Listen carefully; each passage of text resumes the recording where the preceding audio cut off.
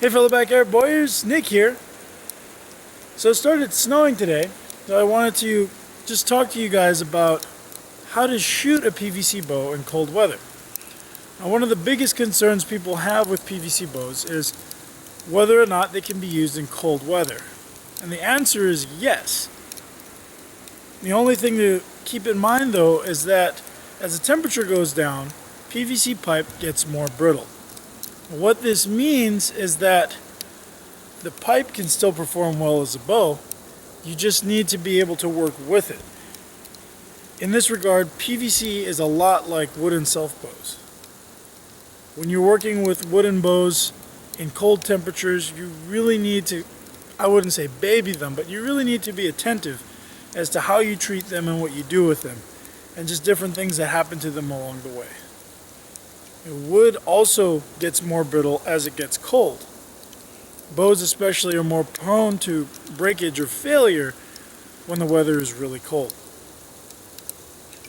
One of the things I like to do is I like to have a fleece or wool or other heavy fabric bow sock for my bow.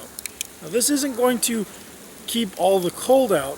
What this does is actually give the bow time to adjust to different temperatures. One of the biggest enemies of really any bow, wooden bows, PVC bows, to an extent fiberglass laminated bows, is drastic temperature change. Going from an 80-degree heated car straight into the cold is a problem. The bow sock is there just to kind of give an extra layer of protection and allow the bow to acclimate a little more slowly. If you allow the bow to acclimate to the temperature, it should be fine. So I've actually had this bow out here for a little bit, so I'm going to take it out. And when you're getting a bow used to temperatures, I would say just a couple minutes, 5 minutes or so is enough. If you're going to be shooting, usually you'll probably need to hike in or walk to wherever you're going, and that's usually enough time to let your bow warm up. Or cool down, as the case may be. So, let's take the bow out of the sock.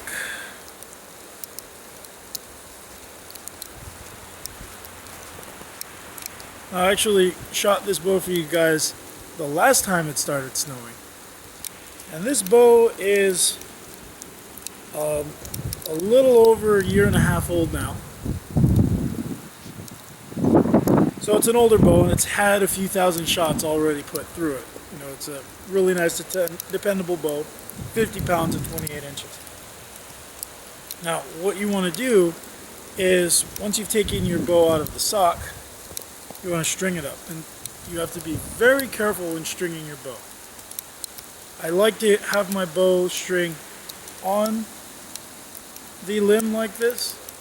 If you have to actually pull the string over the knot, you can sometimes pull the bow too far and cause it to break. And one of the most important things about stringing a bow, especially in colder conditions, is that you're stringing it properly. So I'm going to show you guys really quick how to do the step-through method. So the first thing you want to do is take the bottom cia. If your bow has a recurve or a cia, you want to actually plant your foot. So pretend this is my foot. You want to plant your foot right in, or your leg, right into where the recurve or the cia starts. You don't want to go from the very end. You want to press from right in here. So, start. Okay, so you place the bow right there. You want to put your thigh or your leg, basically you want to put pressure directly on the handle of the bow. You don't want to go up on the top limb or down on the bottom limb. You want to go right in the center. You're going to be mimicking the pressures required to draw this bow. That's going to keep it from breaking. So now what you want to do is take your top, your main hand, so in this case my right hand. I'm holding the base of the cia just like my leg is at the bottom.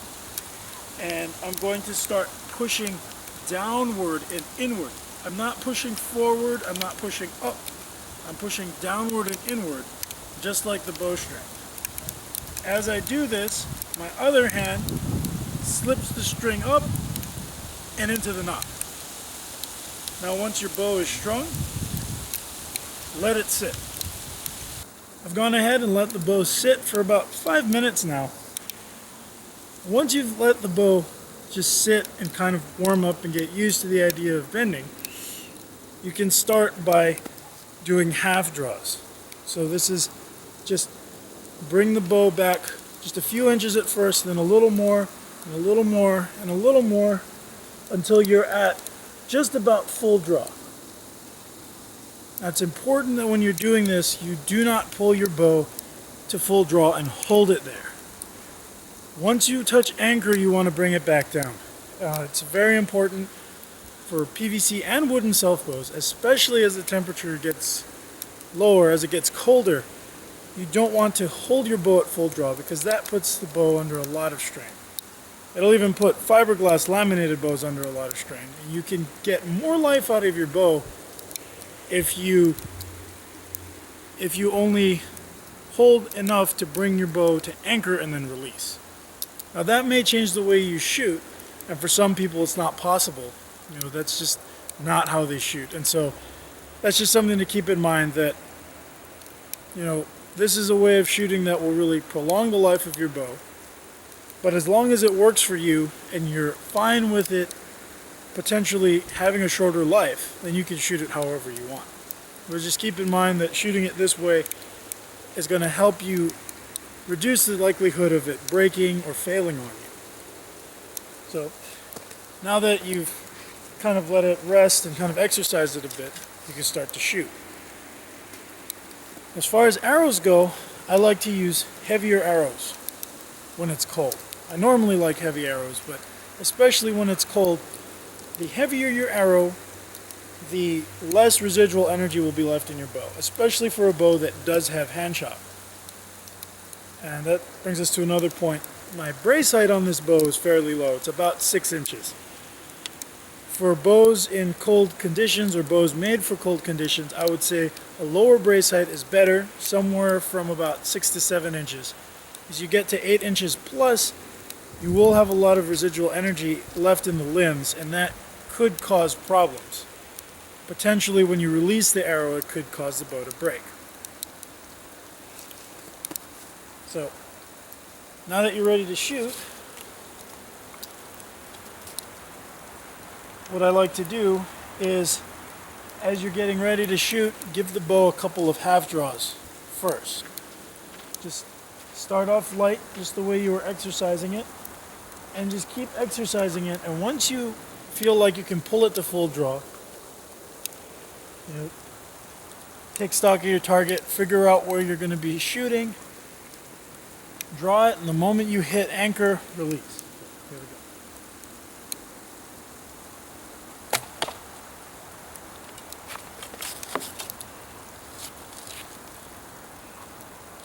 And once you've started shooting and you're in the swing of shooting, doing the half draws is not as important.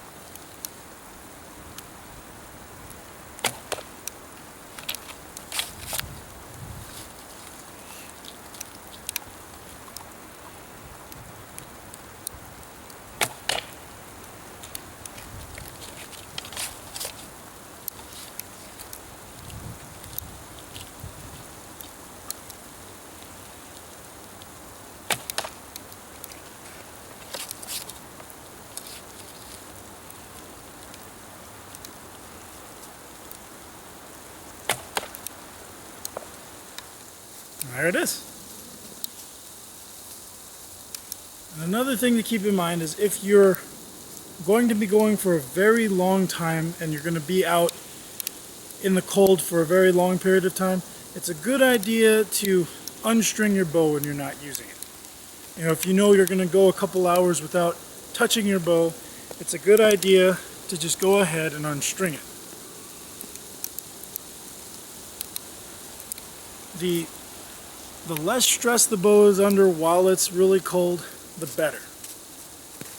And then another thing to keep in mind is that once you're done being out in the cold and you know, you go back to your warm car or you go back inside where it's warm, you want to make sure that your bow doesn't go and transition to warm too quickly either.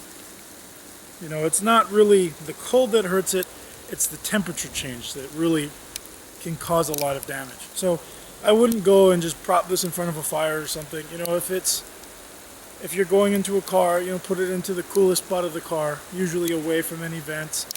In your home, usually if you have an area that's closer to the outside, like say a garage that's closed, so it's warmer than the outside, but not as warm as the inside of your house, you just put your bow in there and let it sit for a little bit, and then you can bring it inside. It's all about acclimating the bow to different temperatures.